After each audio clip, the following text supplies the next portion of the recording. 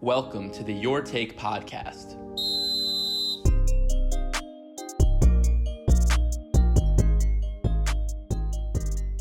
Welcome on in episode 7 of the Your Take podcast. I'm Ben Stern. We have a fantastic debate for you guys today. We're talking MVP, Giannis Antetokounmpo or LeBron James. Now the NBA has announced that all games starting in the restart will not count towards MVP. The three of us will be debating who we think should win the MVP from those first 65, 66 games. We'll also be talking Bucks and Lakers playoff preview as we head into Orlando in just under a week. Let's meet our guests, starting with Calvin from @Steezy_way.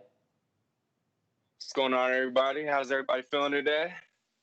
And now let's meet our second group of guests. We got Joe, Nate, and Ariel from @NBA Conflicts. Yo, what's up, guys? Today we're going to be debating that Giannis deserves MVP. Cool. So let's just jump right in. Giannis versus LeBron. It's been a very heated MVP battle this season. Giannis kind of had it. It looked like early on in the season, but LeBron kind of made this really late push for MVP. So Calvin, why don't you start us off? I know you're a big Laker guy. Tell me why you think LeBron should be the MVP instead of Giannis. All right, so look, both players are very deserving. To be quite honest, I wouldn't be surprised if Giannis wins it, but I got a really strong case for LeBron, and here's why. First of all, we all understand that the Milwaukee Bucks have the best record in basketball at 53-12. However, when you look at the worst teams in the NBA, 7 of them reside in the Eastern Conference. And so basically, the Milwaukee Bucks spent a huge chunk of their season beating up on weak teams. And I say that to say that essentially the Lakers' number 1 seed or number 1 record in the West, it holds more weight than the number 1 record in the East or even the best record in the NBA. We all understand that the Western Conference is a lot harder, a much tougher road. They play a whole bunch of better teams than the Milwaukee Bucks. And so when you look at things from that perspective, I think that LeBron holds an advantage in that regard. Numbers-wise, Giannis clearly has an advantage over LeBron. Points, rebounds. He's in contention for Defensive Player of the Year. LeBron can compete with that, but when you look at narrative, LeBron's a 35-year-old man in year 17, leading the league. And a lot of people will point out to the fact that, he's not even leading his own team in points, rebounds, field goal percentage, and stuff like that. But when you look at the gap in points per game with AD and LeBron, it's only about 1 point. And so I don't think that holds any weight. And with LeBron, 26-6 record on the road, which is the best in the NBA, the Bucks 25-9. And so when you look at when you're comparing the two teams, which the Lakers are better in that regard, when you look at the record, advanced stats, advanced metrics, they're all going to favor the Milwaukee Bucks. But I think that when you dive deeper into everything, I think that the Lakers are the better team. We all understand that LeBron has the Robin and AD superior supporting cast. Aside from AD, LeBron just doesn't have as much. And when you take LeBron off the floor, the Lakers crumble. They go from being one of the best teams in basketball to the worst, or one of the worst. Milwaukee, you take Giannis off the floor, I think a team that could compete in the playoffs, maybe as a 7 seed, 8 seed. But when you take LeBron off the Lakers, they're competing for a top 5, top 10 draft pick. And so I think those are a few I want to make, but I have a few more. I will say, I'll let Joe and Ariel and Nate, I'll let you guys go in a second, but I will say that you're arguing about the conferences being weaker. I definitely agree that the West is stronger. But when you look at it, the Bucks went 19-7 against the West. The Lakers only went 16-7 against the East. And the Bucks actually went 3-1 against both the Clippers and the Lakers combined. So I think even though the West might have been a little bit harder, like the Bucks definitely showed up to play those Western teams and show that they could handle them as well. All right, Joe, Ariel, and Nate, I'll pass it off to you guys at NBA Conflicts. Tell me why you guys favor Giannis for MVP, not LeBron. I'll say why LeBron's not MVP. Because last season it was the same scenario. LeBron had to carry the load, but they couldn't even make the playoffs. Giannis, if Davis has more of an impact than LeBron. Because this season they were title contenders. Last season LeBron couldn't even take them to the playoffs. I will say LeBron was hurt for a lot of last season. That probably contributed to them not really being able to make a playoff run, more so than him underperforming. Giannis deserves MVP because I do disagree with that. Steve the Bucks have a better supporting cast. I don't think that's true whatsoever, because you see when it comes to the Bucks, you have one top 5 player. When it comes to the Lakers, you have 2 top 5 players. When it comes to the Bucks, yes, you have Chris Middleton, you have the spot up shooters, but you don't really have that star that can give you that second punch when Giannis is sitting out. And you saw that at the end of the season, whenever Giannis was hurt the last 3 games, right before the virus canceled the season. You saw that the Bucks went on a 3-game losing streak, and that was the first time they lost 3 consecutive games the whole season without Giannis. And they played the Phoenix Suns and some really weak teams in those 3 games. So when it comes to value, like you see Russell Westbrook winning the 2017 MVP, that had nothing to do with his team. That had to do with the value.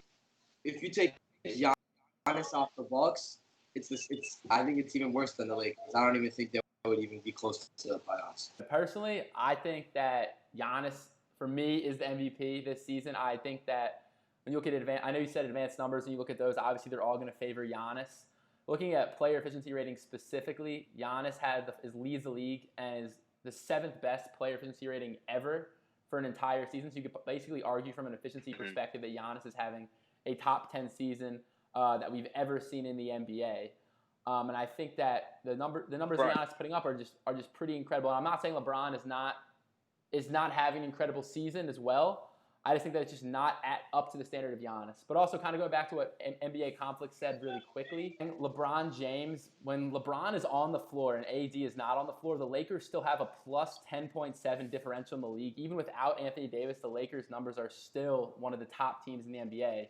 And when AD is on the floor and LeBron comes off the floor, the Lakers' differential plummets to negative 0.9. They are considered a bottom 50% lineup when AD plays and LeBron doesn't. So even though I think that Giannis should win MVP, I think that saying that AD helps carry the team just as much as LeBron, although from a pure numbers, points, rebounds perspective, that's true. When you look at the lineups with LeBron and without LeBron, and with AD and without AD, LeBron is just infinitely more valuable to the Lakers than AD is. Calvin, what were you going to say earlier? Yeah, to NBA Conflicts' point, they were talking about Milwaukee is without Giannis, and I agree. Those last 3 games that Giannis missed, they lost game 1, but overall, in 1,319 minutes played without Giannis this season, the Bucks have a plus 4.1 net rating without Giannis. And I think you guys are undervaluing Chris Middleton. I'm not saying that Chris Middleton is a top 10 player in basketball, but when you look at Bleacher Report, they put Chris Middleton at number 10. You look at ESPN, they put Chris Middleton in the top 20. There are a whole bunch of, I think, a lot of undervaluing Chris Middleton, and people don't see just how good he is. And when I look at MVP, right, we all know that it's most valuable player. The Los Angeles Lakers, their entire system is LeBron James. The team revolves around LeBron James. The Milwaukee Bucks, on the other hand, Giannis, he isn't the system. He's a part of the system. And while he's putting up great numbers, historic numbers, he has the highest PR, as Benji said, in the NBA. He's 7th all time. I think that definitely speaks volumes. But when you look at, once again, competition, 7 of the worst teams in basketball reside in the Eastern Conference. And in the regular season, each conference or each team in each respective conference plays 52 out of their 82 regular season games against their own conference. And I understand that the season was cut short, but that means that the Milwaukee Bucks, they played a majority of their games against Eastern Conference opponents. And I think that it's very easy to pile up stats and to look very dominant when you're playing against teams that are that bad. We're talking 7 of the worst teams in basketball in the Eastern Conference. And I think that definitely means something. LeBron James, once again, year 17, leading the league in assists, 26 points per game, 11 assists, about 7-8 rebounds. He has a slight edge in steals. He's playing more minutes. And I just think that, once again, like Benji said, he's just more valuable. You take him off the team, they're one of the worst teams in basketball, even with AD. The offense just does not function without LeBron James. But you do have to understand that if you're going to bring up teams and system-wise, the Bucks play a very simple game. It's really just primarily Giannis getting to the hoop and having the three-point shooters around him. So the Lakers have a much more complex system that, like, to a certain degree, you need a playmaker. You don't need a playmaker with the Bucks. When it comes to the Lakers, I'm not devaluing LeBron's playmaking skills or, like, so to speak, holding the team together, like the glue on the team. But the system is a lot more like it like helps him to do that. With Giannis, it's just I get to the basket and I have shooters around me. Also, most of LeBron's assists are to AD. AD makes LeBron better. It's also the other way around. You also said Chris Middleton is top 20. Top 20. I agree with that, but I would say AD is just better than him and the rest of the Bucks. He brings more value. I do think that the Bucks definitely do have a more talented roster. I think if you take out, like, obviously, Giannis and Chris Middleton on the Bucks and LeBron and AD on the Lakers, and AD is clearly better than Chris Middleton. But after that, the Bucks supporting cast is definitely much stronger around the Lakers. Again, I still think that Giannis's dominance, the Bucks' dominance this season, they lost 12 games all year. They had a plus 11.2 differential, which was first in the league. The Lakers differential was second, and they were only at 7.1. So the difference between the best differential in the league, the Bucks, and the second differential in the league, Lakers, is over 4 points. And I think a lot of that can be attributed to Giannis's amazingness this season. And also, we talk about how many points, how many rebounds, how many assists Giannis has. The other crazy part is that Giannis is only playing around 30 minutes per game, and his per 48 numbers are through the roof.